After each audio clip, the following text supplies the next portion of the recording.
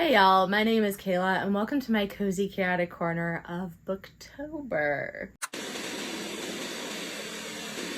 We are delving into a little series I am forcing myself to do where I share a different book with you for every single day in October. Now, if you did the math correctly, that means that I will be reading 31 books in total. This isn't all being read in October. To be quite frank, a majority of these books were read and filmed in September. I just wanted to give that caveat because I don't want anyone to think that I'm literally filming, editing, and uploading a video for every single day in October. All of this was done in advance for my own sanity and to give me a better chance to succeed in this challenge.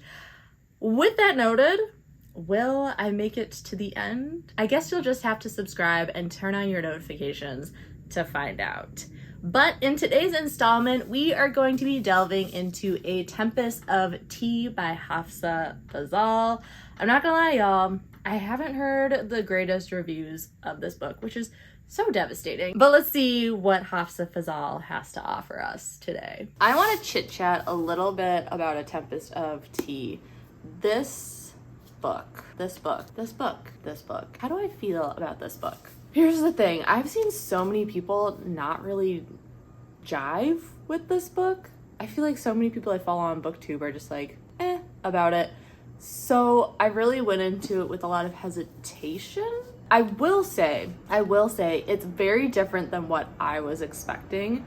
Like, I feel as though the summary on the inside sleeve doesn't really align with, like, what we're truly getting out of this book. I made a little Instagram reel the other day, like, with my initial thoughts about A Tempest of Tea, and I said it was giving Six of Crow vibes, and I would agree with that assessment, but I would also state that it definitely feels a little bit more League of Extraordinary Gentlemen, in the sense where Six of Crows, for the most part, they were all very friendly, they all got along, they had a dynamic that seemed to ebb and flow easily, whereas the dynamic of this group does not ebb and flow easily. They're all very pretty much distrustful of you. I think there's 3 people who are kind of like on the same level, and then there's 2 other characters in the group that is just kind of like,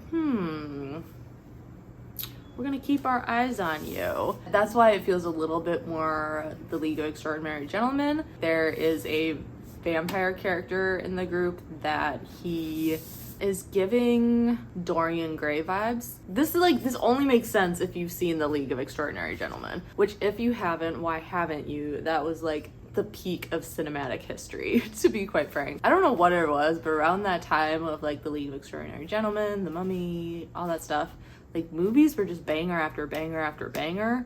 And now it feels like all adventure movies are just like Marvel movies. Adventure movies used to be so much better, in my humble opinion. Yeah, A Tempest of Tea. I have like literally maybe just over a quarter left of it. Okay, y'all, I just finished A Tempest of Tea. I will like further break down my thoughts in a bit, but I did want to just note that Hafsah Faizal has such a unique way of writing, in the sense that, this is not an insult in any capacity. I love a book that's easy to read. The writing is rudimentary in the sense that it's easy to read and consume. You're not sitting there overthinking things. It's just like easy reading. There's always like a turn of phrase or a sentence or just like a quip that is said in the book that just like, it scratches an itch in my brain that I didn't even realize needed to be scratched. Most of the tabs, there aren't a lot of tabs, but every single one of these tabs was from like just a turn of phrase. Some words strung together where I'm just like, ooh, yes, that just like hit in the right spot. Okay, that's all. Y'all, when I tell you I knew this book was gonna be about vampires, I have conflicting feelings about A Tempest of Tea. I'm not gonna lie. Most people I have seen talk about A Tempest of Tea were not a fan. Either they just didn't like the book or they DNF'd it. Whereas for me, like, I enjoyed it, but I can definitely see why people may not have enjoyed it. The entire time I was reading it, I was just like, this feels like Six of Crows. It feels like Six of Crows. It feels like Six of Crows. So our main character is Arthi, and she is kind of like, okay, if we're really truly gonna compare this to Six of Crows, Arthi is like the Kaz.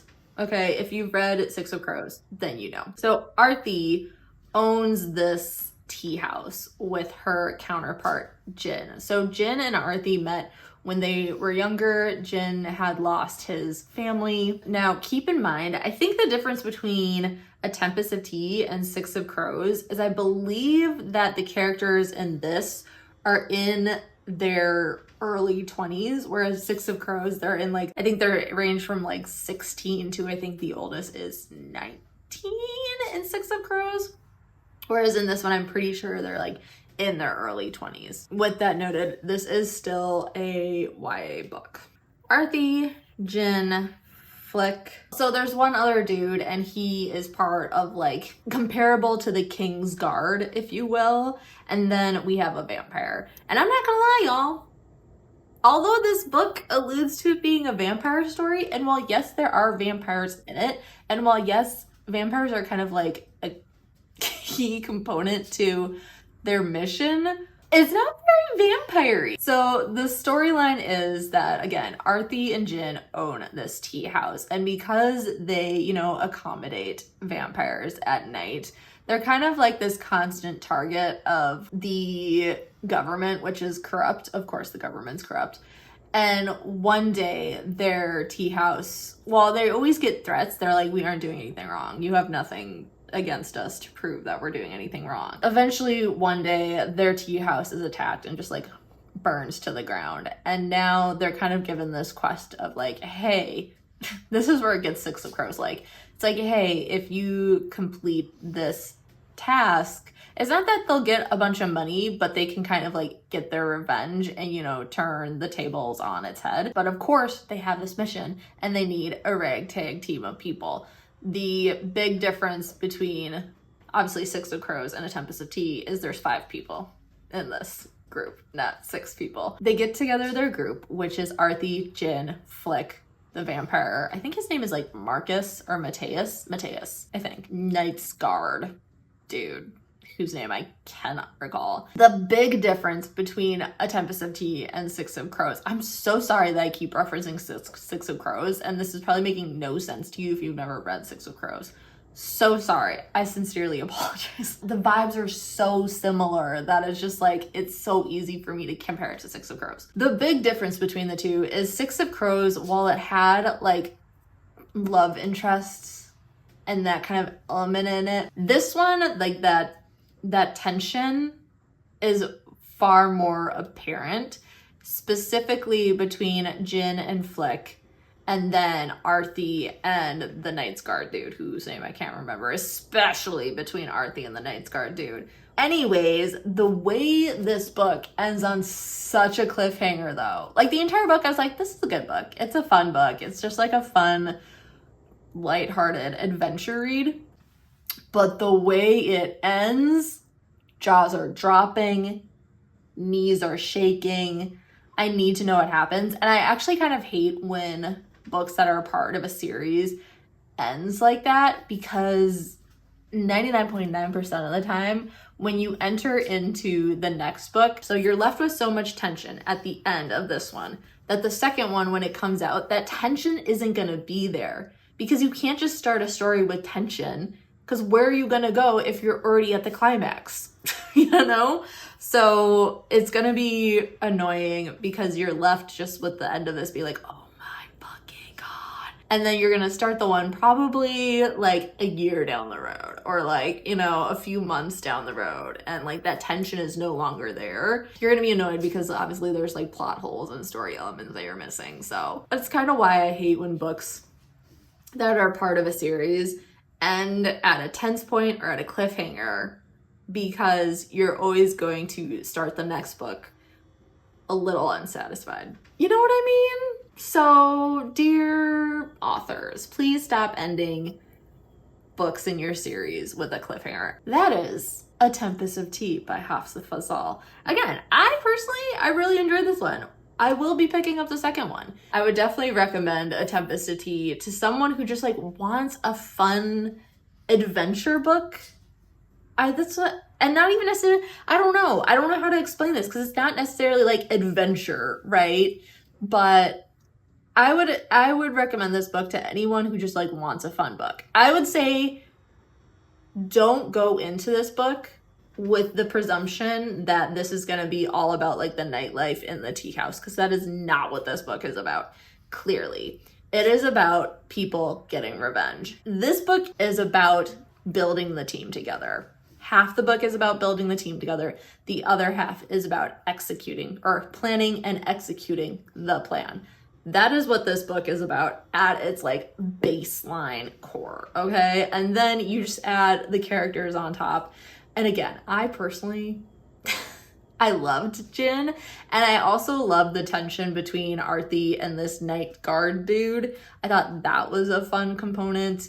And Mateo was just such a pompous douchebag, but he's a vampire, so of course he's a pompous douchebag.